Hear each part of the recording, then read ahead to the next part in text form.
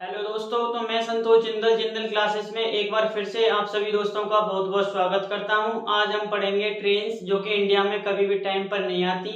आप किसी भी रेलवे स्टेशन पर चले जाइए, आपको एक ही अनाउंसमेंट सुनने को मिलेगा, ये एक्सप्रेस ट्रेन अपने निर्धारित समय से 4 घंटे की देरी से चल रही है।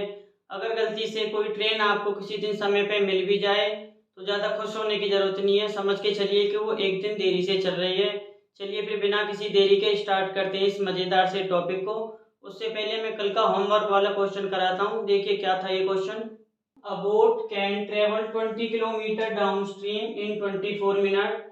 The ratio of the speed of boat in still water to the speed of the stream is 4:1। How much time will the boat take to cover 15 kilometre upstream. एक बार हिंदी में भी इस क्वेश्चन को रीड कर देता हूँ। एक नाव 20 किलोमीटर की दूरी धारा की दिशा में चलने के लिए 24 मिनट का समय लेती है। अगर स्थिर जल में नाव की चाल और धारा की चाल का जो अनुपात है वो 4:1 है, तो हमें ये बताना है कि ये नाव धारा के विपरीत 15 किलोमीटर जाने के लिए कितना समय लेगी। देखिए इस क्वेश्चन को हम करते हैं कि यूनिक कॉन्सेप्ट से।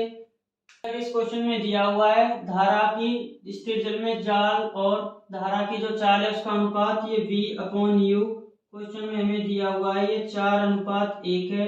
और जो इसने डाउन स्ट्रीम डिस्टेंस कवर की है ये कितनी दी हुई है। डाउन स्ट्रीम डिस्टेंस इस क्वेश्चन में दी हुई है 20 किलोमीटर। इसके लिए जो इसने समय लिया है वो लिया है 24 मिनट। अब देखिए डाउन स्ट्रीम जब ये डिस्टेंस ट्रेवल करेगी धारा की दिशा में जाएगी तो क्या होगा, ये जो वेलोसिटी होती है V+U होती है, जो x होती है V+U होती है, तो मैं कहूँ जो टाइम होगा डाउन स्ट्रीम टाइम वो क्या हो जाएगा, डिस्टेंस अपॉन में ये स्पीड, ये मैं मान लेता हूँ V 4 यूनिट है, U 1 यूनिट है, तो ये टोटल जो x हो जाएगा 4 + 1 5 यूनिट हो जाएगा। तो यहाँ से जो टाइम निकल के आएगा वो आएगा 4 यूनिट। अब देखिए अगर मैं अपस्ट्रीम की बात करूं तो अपस्ट्रीम वेलोसिटी y क्या हो जाएगी, इन दोनों का डिफरेंस होती है V-U। v अगर 4 यूनिट है, u 1 यूनिट है, ये हो जाएगा 3 यूनिट। इसके लिए जो टाइम लगेगा इसको मैं लिखता हूँ t अपस्ट्रीम, tu से डिनोट करते हैं इसको। अपस्ट्रीम का टाइम कितना हो जाएगा, डिस्टेंस कितनी दी है 15 किलोमीटर, वेलोसिटी कितनी है 3 यूनिट। इसको जब मैं सॉल्व करूंगा ये आ जाएगा 5 यूनिट। इस 5 यूनिट की वैल्यू हमें बतानी है। देखिए क्वेश्चन में हमें दिया हुआ है जो डाउन स्ट्रीम टाइम है वो 24 मिनट है, और यहाँ से जो हमने निकाला है ये 4 यूनिट आया है, तो मैं कह सकता हूँ इस 4 यूनिट की ही वैल्यू कितनी है, 24 मिनट। तो 1 यूनिट की अगर मैं वैल्यू निकालूं तो मैं क्या कर दूंगा, 4 से इसको डिवाइड कर दूंगा, ये आ जाएगी 6 मिनट। अब जो हमारा अपस्ट्रीम टाइम आया है वो आया है 5 यूनिट। अगर 1 यूनिट की वैल्यू 6 मिनट है तो 5 यूनिट की वैल्यू कितनी हो जाएगी, इसको क्या कर देंगे 5 से गुणा कर देंगे, ये हो जाएगा 30 मिनट। तो इस बोट को 15 किलोमीटर धारा की विपरीत दिशा में जाने के लिए 30 मिनट का समय लगेगा। तो इसका जो सही आंसर है वो होगा ऑप्शन डी। क्वेश्चन बहुत अच्छे से क्लियर हो गया होगा। चलिए अब ट्रेन को डिस्कस करते हैं।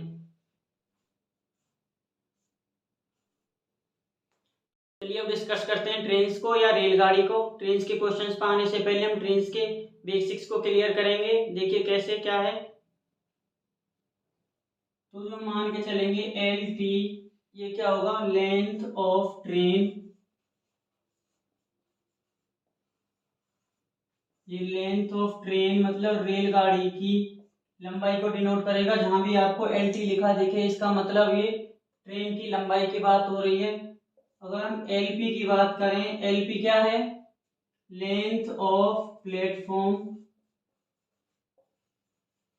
लेंथ ऑफ प्लेटफॉर्म, ये प्लेटफॉर्म की लंबाई। ST, अगर ST की बात करें तो ये क्या होगा, स्पीड ऑफ ट्रेन।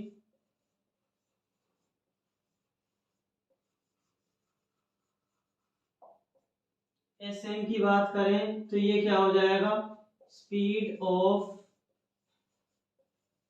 मैन। और देखिए ट्रेन में क्या क्या केस बनते हैं। पहला केस बनेगा जब ये train time taken to cross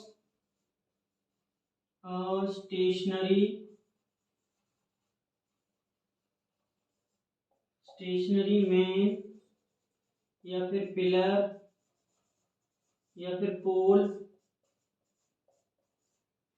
देखिए पहला केस क्या है, जब ट्रेन किसी प्लेटफॉर्म पर खड़े हुए आदमी को या पिलर को या लाइट पोल को क्रॉस करेगी तो उसके लिए जो उसको टाइम लगेगा वो क्या होगा। इस कंडीशन में जो टाइम लगेगा वो क्या होगा, लेंथ ऑफ ट्रेन अपॉन में स्पीड ऑफ ट्रेन। देखिए इस कंडीशन में क्या होगा, सपोज कीजिए एक आदमी इधर खड़ा हुआ है, एक ट्रेन इधर से आ रही है, तो इस आदमी को क्रॉस करने के लिए ट्रेन को क्या करना है, एक्चुअली अपनी इस लेंथ को क्रॉस करना है। ये LT है और ST स्पीड से ये ट्रेन जा रही है। इस आदमी की जगह पोल हो पिलर हो, उसको भी क्रॉस करने के लिए इसको जो टाइम लगेगा वो क्या लगेगा, length of train upon speed of train, क्योंकि इस लेंथ को इस आदमी को या पिलर को या पोल को क्रॉस करने के लिए इसको अपनी लेंथ को कवर करना है। अब देखिए सेकंड केस क्या होगा, जब यही आदमी स्टेशनरी ना होके चल रहा होगा। सेकंड केस हो जाएगा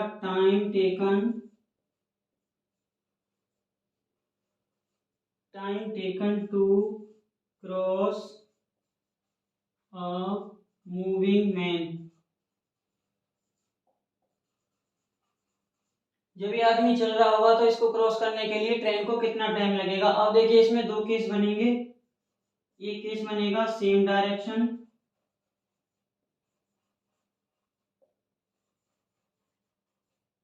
जब वो आदमी और ट्रेन एक ही डायरेक्शन में चल रहे होंगे। सेकंड केस बनेगा बी अपोजिट डायरेक्शन,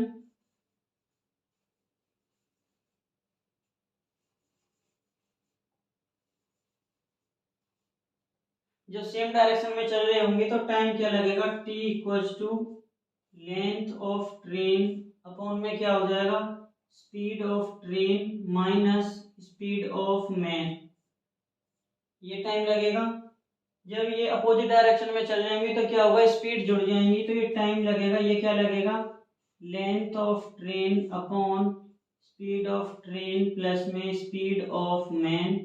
तो जो ये वाला टाइम है इस वाले टाइम से कम लगेगा क्योंकि यहाँ पे स्पीड ज़्यादा हो गई। चलिए एक बार मैं साइड हो जाता हूँ, आप इसका स्क्रीनशॉट ले लीजिए। देखिए थर्ड कंडीशन क्या बन सकती है, time taken to cross a platform. Next case क्या होगा, जब ये ट्रेन एक प्लेटफॉर्म को क्रॉस करेगी। देखिए कैसे, ये सपोज करते हैं एक प्लेटफॉर्म है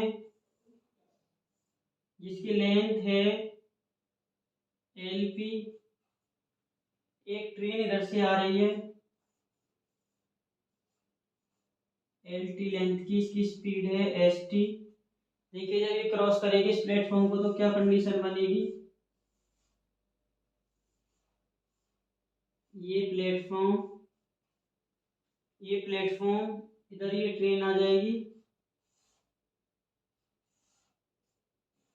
LT, ये स्पीड से चल रही है ST। अब देखिए इस प्लेटफॉर्म को क्रॉस करने के लिए इस ट्रेन को कितनी डिस्टेंस कवर करनी पड़ेगी, एक तो ये इस प्लेटफॉर्म की लेंथ प्लस में इस ट्रेन की खुद की लेंथ। तो जो मैं कह सकता हूँ इस प्लेटफॉर्म को क्रॉस करने के लिए इस ट्रेन को कितना टाइम लगेगा, वो हो जाएगा t equals to length of train plus में लेंथ ऑफ प्लेटफॉर्म अपॉन में स्पीड ऑफ ट्रेन। तो आसानी से आप टाइम बता सकते हो इस प्लेटफॉर्म को क्रॉस करने के लिए इस ट्रेन को कितना टाइम लगेगा। अब देखिए नेक्स्ट केस क्या बनेगा, जब ये ट्रेन किसी दूसरी ट्रेन को क्रॉस करेगी।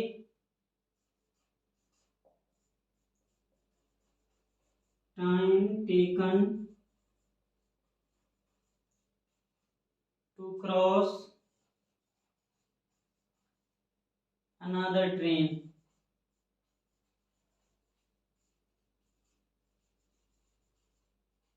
देखिए जब इस ट्रेन को किसी दूसरी ट्रेन को क्रॉस करना होगा तो तब हमारे सामने दो केस बनेंगे। पहला केस हो सकता है जब दोनों सेम डायरेक्शन में मूव कर रही हों,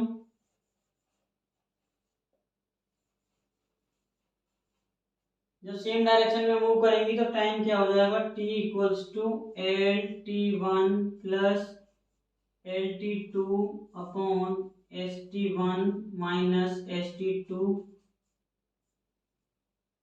अब देखिए LT1 क्या है, फास्ट मूविंग ट्रेन की लेंथ है, जो ट्रेन तेजी से चल के आ रही है उस ट्रेन की ये लेंथ है। ST1 क्या है, फास्ट मूविंग ट्रेन की स्पीड है। ST2 क्या है, स्लो मूविंग ट्रेन की स्पीड है। LT2 क्या है, स्लो मूविंग ट्रेन की लेंथ। तो जो टाइम लगेगा इस स्लो मूविंग ट्रेन को क्रॉस करने के लिए, इसको वो हो जाएगा इस फॉर्मूले से। अब सेकंड कंडीशन क्या बनेगी, जब दोनों अपोजिट डायरेक्शन में चल रही होंगी, अपोजिट डायरेक्शन के लिए क्या हो जाएगा,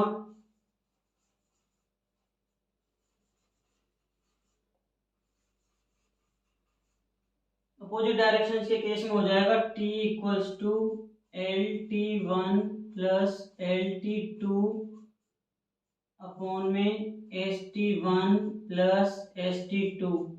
क्योंकि जब अपोजिट डायरेक्शन में चल रही होंगी ट्रेन तो रिलेटिव स्पीड क्या होती है, दोनों की स्पीड्स का सम। तो जो टाइम हो जाएगा वो हम इस फॉर्मूले से निकाल लेंगे। चलिए एक दो चीजें और देखते हैं। अगली कंडीशन क्या हो सकती है, जब ट्रेन किसी दूसरी ट्रेन में बैठे हुए किसी आदमी को या उस ट्रेन के ड्राइवर को क्रॉस करेगी।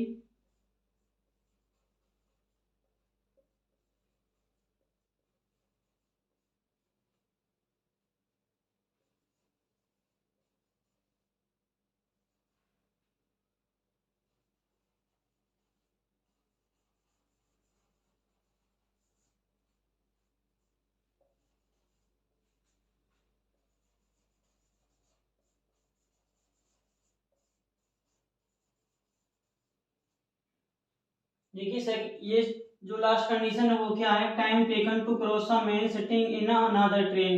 मतलब किसी दूसरी ट्रेन में बैठा हुआ एक आदमी और उसको एक ट्रेन को क्रॉस करके जाना है। इसको ऐसे समझते हैं, ये सपोज कीजिए एक ट्रेन है, इसके अंदर यहाँ एक आदमी बैठा हुआ है। ये सपोज कीजिए ST1 स्पीड से चल रही है।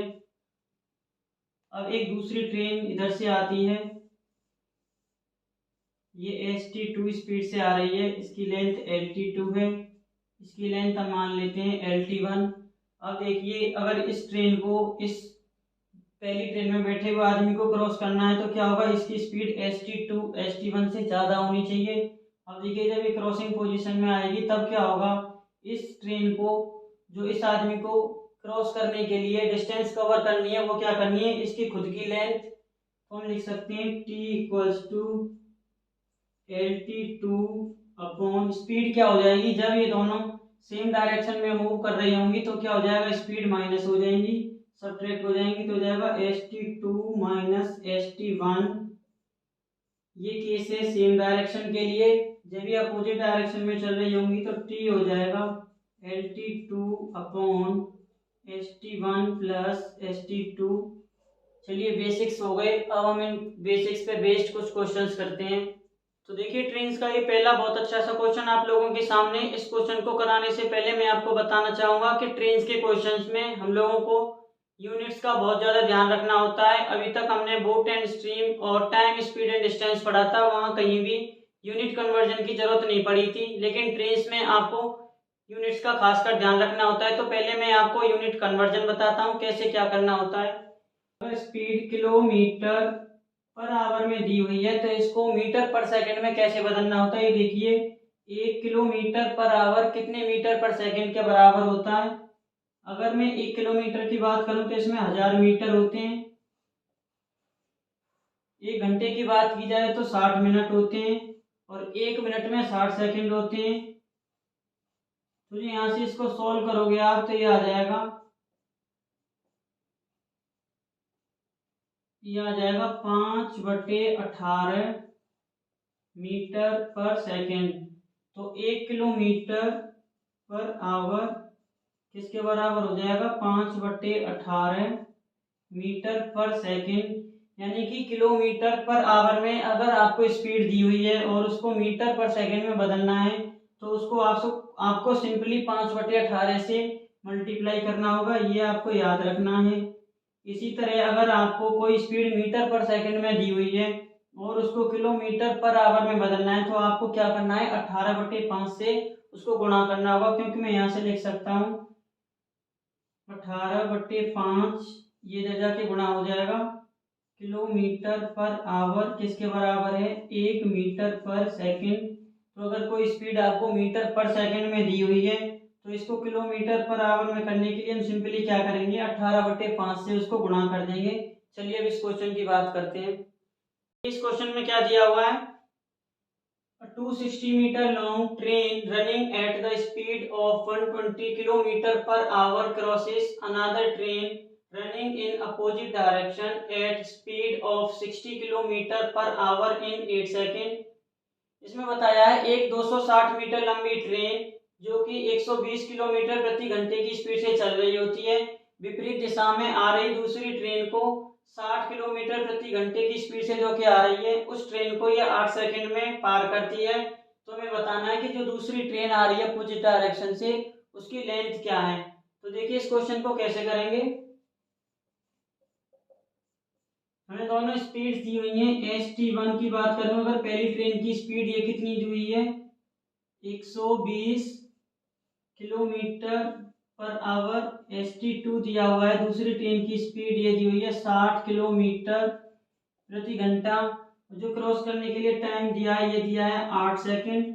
पहली ट्रेन की जो लेंथ है वो दी हुई है 260 मीटर। हमें दूसरी ट्रेन की लेंथ बतानी है।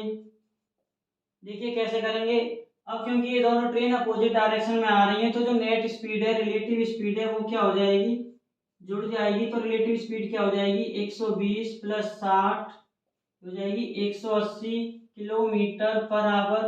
अब क्योंकि लेंथ हमें मीटर में निकालनी है तो हम क्या करेंगे, इस स्पीड को मीटर पर सेकंड में बदल देंगे। इसके लिए हम क्या करेंगे, इसको 5/18 से गुणा करते हैं। 5/18 से जब इसको गुणा करेंगे तो ये स्पीड आएगी 50 मीटर पर सेकंड। अब देखिए जो रिलेटिव स्पीड है वो दी हुई है 50 मीटर पर सेकंड। तो जो टाइम है वो टाइम कैसे निकालते हैं, टाइम दिया हुआ है 8 सेकंड। ये हम कैसे निकालते थे, LT1 हमें दिया हुआ है 260 मीटर प्लस LT2 ये हमें निकालना है। दोनों की जो नेट स्पीड है वो दी हुई है 50। अब अगर मैं इसको क्रॉस मल्टीप्लाई करूं तो ये हो जाएगा 260 प्लस LT2 ये किसके बराबर हो जाएगा, 400। तो जो LT2 है दूसरी ट्रेन की लेंथ है वो क्या हो जाएगी, 400 माइनस 260 ये निकल के आएगा 140 मीटर। जो दूसरी ट्रेन है उसकी लेंथ क्या हो जाएगी, 140 मीटर, जो कि ऑप्शन बी में दी हुई है। मुझे लगता है क्वेश्चन आपको बहुत अच्छे से क्लियर हुआ होगा। क्वेश्चन में देखिए क्या दिया हुआ है, ट्रेन ए कवर्स 180 किलोमीटर इन 4 आवर्स। एक कोई ट्रेन ए है जो 180 किलोमीटर की दूरी को 4 घंटे में तय करती है। Another train B covers the same distance in 1 hour less than train A। एक दूसरी ट्रेन B उसी डिस्टेंस को 1 घंटे कम समय में तय करती है, मतलब वो 4 घंटे लेती थी तो ट्रेन B इसी दूरी को तय करने के लिए 3 घंटे लेती है। What is the difference in the distance covered by these trains in 1 hour if they are moving in the same direction।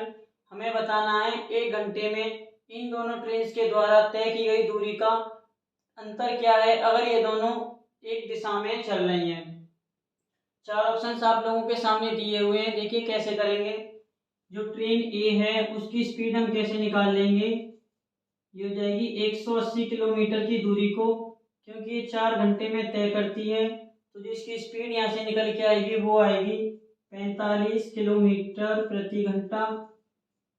अब दूसरी ट्रेन बी इस डिस्टेंस को क्योंकि 3 घंटे में कवर करती है तो जो इसकी स्पीड आ जाएगी वो आ जाएगी 60 किलोमीटर प्रति घंटा।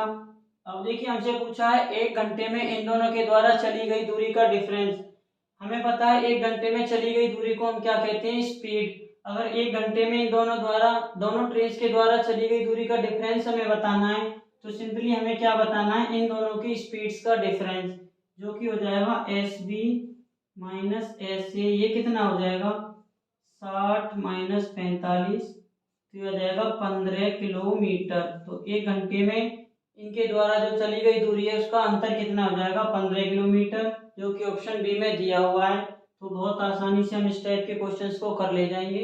इस क्वेश्चन में क्या दिया हुआ है, Two passenger trains start at the same hour in day from two different stations. दो ट्रेन दो डिफरेंट स्टेशन से एक दूसरे की तरफ चलना शुरू करती हैं at the rate of 18 kilometre per our and 23 kilometre per our respectively. पहली ट्रेन की जो स्पीड है वो 18 किलोमीटर प्रति घंटा है और दूसरी ट्रेन की स्पीड 23 किलोमीटर प्रति घंटा है। When they meet, it is found that one train has traveled 60 kilometre more than the other one. जब ये दोनों मिलती हैं तो ये पाया गया कि एक ट्रेन ने दूसरी ट्रेन से 60 किलोमीटर की ज्यादा दूरी तय की है। अब देखिए जिस ट्रेन की स्पीड ज्यादा उसने ज्यादा दूरी तय की होगी। The distance between two stations is, हमें बताना है कि इन दोनों स्टेशंस के बीच की दूरी क्या है। तो देखिए कैसे करेंगे इस क्वेश्चन को बहुत अच्छे तरीके से। देखिए अगर मैं बात करूं इन दोनों की स्पीड का, एक की स्पीड 18 किलोमीटर प्रति घंटे है और दूसरे की स्पीड 23 किलोमीटर प्रति घंटे है, तो मैं कहूँ इन दोनों की स्पीड का जो डिफरेंस है, स्पीड का डिफरेंस ये कितना हो जाएगा 5 किलोमीटर प्रति घंटा। 23 माइनस 18, इसका मतलब ये हुआ कि जो 23 किलोमीटर प्रति घंटे की स्पीड से ट्रेन चल रही है वो एक घंटे में 5 किलोमीटर ज्यादा दूरी तय करती है। मैं लिख सकता हूँ एक घंटे में, या फिर यहाँ लिखूं 5 किलोमीटर की डिस्टेंस ज्यादा चलती है कितने समय में, एक घंटे में। अब इसने डिस्टेंस ज्यादा कितनी चली है 60 किलोमीटर, तो मैं इसको 12 से गुणा कर दूं दोनों तरफ, तो हो जाएगा 60 किलोमीटर। ये ट्रेन ज्यादा चलेगी कितने समय में, 12 घंटे में। इसका मतलब ये हुआ कि ये दोनों ट्रेन 12 घंटे बाद एक दूसरे से मिल गई, तो इन्होंने जो मीटिंग के लिए मिलने के लिए समय लिया वो 12 घंटे है। अब देखिए क्योंकि एक दूसरे की तरफ आ रही है, मतलब एक दूसरे की अपोजिट डायरेक्शन में आ रही है, तो जो नेट स्पीड है वो क्या हो जाएगी, इन दोनों का सम, ये दोनों जुड़ जाएंगी। तो मैं कहूँ रिलेटिव स्पीड ये क्या हो जाएगी 18 प्लस 23, जो कि यहाँ से आएगा 41 किलोमीटर प्रति घंटा। अब हमसे पूछा हुआ है कि इन दोनों स्टेशन के बीच की डिस्टेंस कितनी है, तो ये क्या हो जाएगा distance in speed into time. तो मैं डिस्टेंस की बात करूं 41 गुणा 12, जब इसको सॉल्व करोगे आप तो ये आएगा 492 किलोमीटर। तो दोनों स्टेशन के बीच की जो डिस्टेंस होगी वो हो जाएगी 492 किलोमीटर। तो मैंने बहुत ही आसान तरीके से इस क्वेश्चन को करवाया है। चलिए नेक्स्ट क्वेश्चन देखते हैं। नेक्स्ट क्वेश्चन देखिए क्या दे रखा है इस क्वेश्चन में। A train of length 220 meter is running at a speed of 54 kilometre per hour. 220 metre लंबाई की एक ट्रेन 54 किलोमीटर प्रति घंटे की स्पीड से चल रही है। In what time it will pass a man who is running at 12 kilometre per our in the opposite direction to that in which train is going। हमें बताना है कि 12 किलोमीटर प्रति घंटे की स्पीड से ट्रेन की अपोजिट डायरेक्शन से आ रहे एक आदमी को क्रॉस करने के लिए इस ट्रेन को कितना समय लगेगा। क्या हुआ है, ट्रेन की स्पीड 54 किलोमीटर प्रति घंटे है और उस आदमी की स्पीड 12 किलोमीटर प्रति घंटे है। अब ये क्योंकि दोनों एक दूसरे के अपोजिट डायरेक्शन में चल रहे हैं, तो जो नेट स्पीड है वो क्या हो जाएगी दोनों का सम 54 प्लस 12, ये हो जाएगी 66 किलोमीटर पर आवर। अब देखिए क्योंकि टाइम सेकंड में दिया हुआ है तो हम इस स्पीड को मीटर पर सेकंड में कर लेंगे। इसके लिए हम क्या करेंगे, इसको 5/18 से गुणा करते हैं, हो जाएगा 6 से 3 पे, 6 से 11 पे, तो ये आ जाएगा 55/3 मीटर पर सेकंड। जो नेट रिलेटिव स्पीड है वो कितनी हो जाएगी 55/3 मीटर पर सेकंड। अब देखिए डिस्टेंस कितनी है, एक ट्रेन को एक आदमी को क्रॉस करने के लिए क्या करना होता है, अपनी लेंथ को कवर करना होता है। तो जो टाइम हो जाएगा वो क्या हो जाएगा 220 अपॉन में ये स्पीड ये हो जाएगी 55/3, ये 3 ऊपर पहुंच जाएगा। तो इसको जब आप सोल्व करोगे तो ये निकल के आएगा 12 सेकंड। तो इस आदमी को क्रॉस करने के लिए इस ट्रेन को 12 सेकंड का समय लगेगा। ऑप्शन सी इस क्वेश्चन का सही आंसर होगा। चलिए एक और क्वेश्चन देखते हैं। बहुत अच्छा सा क्वेश्चन, और इस क्वेश्चन को हम करेंगे बिल्कुल यूनिक मेथड से। अ train passes a platform in 36 seconds. एक ट्रेन एक प्लेटफॉर्म को 36 सेकंड में पार करती है। And a man standing on the platform in 20 second. और उसी प्लेटफॉर्म पर खड़े हुए एक आदमी को 20 सेकंड में पार करती है। If the speed of train is 54 kilometre per our, अगर उस ट्रेन की स्पीड 54 किलोमीटर प्रति घंटे है, then what is the length of platform, हमें बताना उस प्लेटफॉर्म की लेंथ क्या है। तो इस क्वेश्चन को मैं कराऊंगा बहुत ज़्यादा इनोवेटिव और यूनिक मेथड से। तो दोस्तों अगर ये आपको अच्छा लगे तो चैनल को सब्सक्राइब करना तो बनता ही है, अगर बहुत ज़्यादा अच्छा लगे तो वीडियो को लाइक भी कर देना। चलिए देखते हैं इस मेथड को। देखिए हमें क्या दिया हुआ है, एक प्लेटफॉर्म को क्रॉस करने के लिए 36 सेकंड लेती है और उस प्लेटफॉर्म पर खड़े हुए आदमी को क्रॉस करने के लिए 20 सेकंड लेती है। अगर मैं इन दोनों टाइम का डिफरेंस देखूं, 36 माइनस 20, तो ये कितना हो जाएगा, 16 सेकंड। अब देखिए अगर एक ट्रेन को प्लेटफॉर्म पर खड़े हुए एक आदमी को क्रॉस करना होता है तो वो क्या करती है, अपनी केवल लेंथ को ट्रेवल करती है। लेकिन जब एक प्लेटफॉर्म को क्रॉस करना होता है तो ट्रेन को अपनी लेंथ के साथ साथ प्लेटफॉर्म की लेंथ भी कवर करनी होती है। तो जो ट्रेन को इस प्लेटफॉर्म को करने के लिए 16 सेकंड एक्स्ट्रा लगे वो किसकी वजह से लगे, इस प्लेटफॉर्म की लेंथ की वजह से, क्योंकि सेकंड केस में क्या हुआ है, प्लेटफॉर्म की लेंथ भी जुड़ गई है। अब देखिए ट्रेन की स्पीड दी हुई है 54 किलोमीटर प्रति घंटा, इसको अगर मैं मीटर पर सेकंड में करूं तो हो जाएगा 54 को 5/18 से अगर मैं गुणा करूं तो हो जाएगा 3 से 15 मीटर पर सेकंड। तो जो ट्रेन की स्पीड है वो दी हुई है 15 मीटर पर सेकंड। अब देखिए 16 सेकंड में ये ट्रेन कितनी डिस्टेंस कवर कर लेगी, ये सिंपली निकल जाएगा 15 गुणा 16, यही क्या होगा, उस प्लेटफॉर्म की लेंथ जो कि आएगी यहाँ से 240 मीटर। तो बहुत आसानी से 3 स्टेप में हमने इस क्वेश्चन को कर लिया। जो इस प्लेटफॉर्म की लेंथ है वो क्या है, 240 मीटर। देखिए आपकी अंडरस्टैंडिंग के लिए एक बार दोबारा बता देता हूँ। इस प्लेटफॉर्म को क्रॉस करने के लिए ट्रेन ने जो टाइम लिया है वो 36 सेकंड लिया है और प्लेटफॉर्म पर खड़े एक आदमी को क्रॉस करने के लिए 20 सेकंड का टाइम लिया है। इन दोनों का जो टाइम डिफरेंस है 16 सेकंड का, वो इसलिए लग रहा है क्योंकि प्लेटफॉर्म को क्रॉस करते समय ट्रेन को अपनी लेंथ के साथ साथ प्लेटफॉर्म की लेंथ भी कवर करनी है। तो जो ये 16 सेकंड का समय लगा है वो किसके लिए लगा है, इस प्लेटफॉर्म की लेंथ को कवर करने के लिए। और ट्रेन की स्पीड 15 मीटर पर सेकंड है, तो 16 सेकंड में इसने जो डिस्टेंस ट्रेवल की है वो किसके बराबर है, इस प्लेटफॉर्म की लेंथ के बराबर, जो कि है 240 मीटर। मुझे उम्मीद है कि मेथड आपको बहुत ज़्यादा पसंद आया होगा। तो एक और अच्छा क्वेश्चन देखिए क्या दे रखा है इस क्वेश्चन में। A train 240 metre long passes a pole in 24 second. एक 240 मीटर लंबी ट्रेन एक पोल को 24 सेकंड में पार करती है। How long will it take to pass a platform 650 metre long in length. तो 650 मीटर लंबे एक प्लेटफॉर्म को पार करने के लिए इस ट्रेन को कितना समय लगेगा। अब देखिए क्या करना है इस क्वेश्चन में, हमें दिया है 24 सेकंड में ये ट्रेन 240 मीटर चलती है, क्योंकि पोल को क्रॉस करने के लिए क्या करना होता है, इसको केवल अपनी डिस्टेंस कवर करनी होती है। तो हम कह सकते हैं 24 सेकंड में ये कितना चलती है, 240 मीटर। तो एक सेकंड में कितना चलेगी, ये 10 मीटर। तो यही इस ट्रेन की स्पीड आ गई, कितनी हो गई, 10 मीटर पर सेकंड। एक सेकंड में ये ट्रेन 10 मीटर चलती है।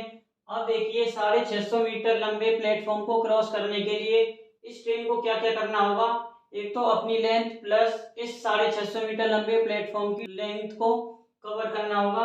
अब देखिए ये ट्रेन एक सेकंड में 10 मीटर चलती है, तो 650 मीटर चलने के लिए इसको कितना टाइम लगेगा, 10 से मैं इसको भाग करूं तो हो जाएगा 65 सेकंड। केवल प्लेटफॉर्म को की लेंथ को क्रॉस करने के लिए इसको 65 सेकंड लगेंगे। 24 सेकंड ये खुद की लेंथ को कवर करने के लिए ले रही है, तो जो टोटल टाइम लगेगा इस प्लेटफॉर्म को क्रॉस करने के लिए वो लगेगा 24 प्लस 65, हो जाएगा 89 सेकंड। दोबारा समझिए, 24 सेकंड में ये ट्रेन 240 मीटर चलती है, क्योंकि एक पोल को क्रॉस करते समय ये क्या करती है, केवल खुद की लेंथ को कवर करती है। तो एक सेकंड में ये कितना चलेगी, 10 मीटर। तो इसकी जो स्पीड हो गई वो हो गई 10 मीटर पर सेकंड। अब देखिए एक प्लेटफॉर्म को क्रॉस करने के लिए इस ट्रेन को क्या क्या करना होता है, खुद की लेंथ प्लस इस प्लेटफॉर्म की लेंथ को कवर करना होता है। खुद की लेंथ के लिए इसने 24 सेकंड लिए हैं, प्लेटफॉर्म की लेंथ के लिए हम निकाल देंगे, इसकी लेंथ दी हुई है 650 मीटर, ट्रेन की स्पीड है 10, तो यहाँ से आ जाएगा 65 सेकंड। तो जो टोटल टाइम लगेगा वो 24 प्लस 65, ये कितना हो जाएगा 89, 89 सेकेंड। अब देखिए एग्जामिनर ने कितनी चालाकी से ऑप्शन सेट किए हुए हैं। तो देखिए यहाँ पे 65 और 89 दोनों दे रखे हैं, तो आपको इस क्वेश्चन को करते समय पेशेंस रखना है, सही ऑप्शन को टिक करना है। तो इसका सही आंसर होगा 89 सेकेंड। देखिए एक और बहुत अच्छा क्वेश्चन क्या दे रखा है इस क्वेश्चन में, देखते हैं। Two trains of equal length are running on parallel lines in same direction. दो ट्रेन जिनकी लंबाई बराबर है पैरेलल ट्रैक्स पर चल रही है सेम डायरेक्शन में, उन दोनों की स्पीड दी हुई है। पहली ट्रेन की स्पीड है 46 किलोमीटर पर आवर और दूसरी की है 36 kilometre per our. The faster train passes the slower train in 36 second. जो तेज गति से चल रही ट्रेन है धीमी गति से चलने वाली ट्रेन को 36 सेकेंड में क्रॉस करती है। The length of each train is, हमें बताना है कि उन दोनों में से प्रत्येक ट्रेन की लंबाई कितनी है। देखिए यहाँ पे मैं दिया हुआ है, क्योंकि लेंथ बराबर है तो हम कह सकते हैं LT1 इक्वल्स टू LT2, इसको हम कह देंगे LT। और देखिए जो यहाँ पे टाइम दिया हुआ है क्रॉस करने के लिए वो दिया हुआ है 36 सेकेंड। दोनों की स्पीड अब क्या हो जाएगी, सब्ट्रैक्ट हो जाएगी, घट जाएगी, क्योंकि दोनों क्या है सेम डायरेक्शन में चल रही है। तो मैं नेट स्पीड की बात करूं कि क्या हो जाएगी ST1 माइनस ST2। ST1 दिया हुआ है 46, ST2 दिया हुआ है 36, तो हो जाएगा 10 किलोमीटर प्रति घंटा। अब देखिए जो ऑप्शन में हमें आंसर दिया हुआ है वो मीटर में है, तो हम इसको मीटर पर सेकेंड में कर लेंगे। इसके लिए इसको 5/18 से गुणा करते हैं, ये हो जाएगा 25/9, 25/9 मीटर पर सेकेंड। अब देखिए मैंने आपको फॉर्मूला बताया था, जब एक ट्रेन दूसरी ट्रेन को क्रॉस करती है T equals to LT1 plus LT2 upon net speed, ये क्या होती है ST1 माइनस ST2। ये सारी वैल्यू हम इस फॉर्मूले में पुट करते हैं। देखिए टाइम दिया हुआ है 36 सेकेंड, क्योंकि दोनों ट्रेन की लंबाई बराबर है तो ये हो जाएगा 2 टाइम्स LT। स्पीड हमने अभी निकाली है 25/9, ये 9 ऊपर जाके मल्टीप्लाई हो जाएगा, 9 दूनी 18, 18 दूनी 36।